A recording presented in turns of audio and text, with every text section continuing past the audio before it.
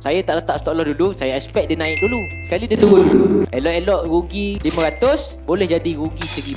Saya pernah ada pengalaman, waktu tu saya nak keluar. Dah ada entry ni, tapi nak kena pergi klinik ke, nak pergi ambil orang saya tak ingat. Saya dah set saya punya stop loss, saya tinggal lah. Sepatutnya stop loss saya tu rugi 20 poin sahaja. Saya tengok, harga dah lebih stop loss. Dah lebih 20 poin. Saya dah rugi 1000. Tapi saya tak dapat notification. Kenapa tak feel order saya? Tak tahu masalah sistem ataupun masalah internet saya tak tahu. Ceritanya masa tu, walaupun saya dah letak stop loss kan, tiba-tiba market menggila pun boleh jadi tak ambil stop loss. Ini kan pula kalau tak letak stop loss. At least ada stop loss ni kita kurang rugi. Jangan biasanya aku buat letak stop loss kena pergi.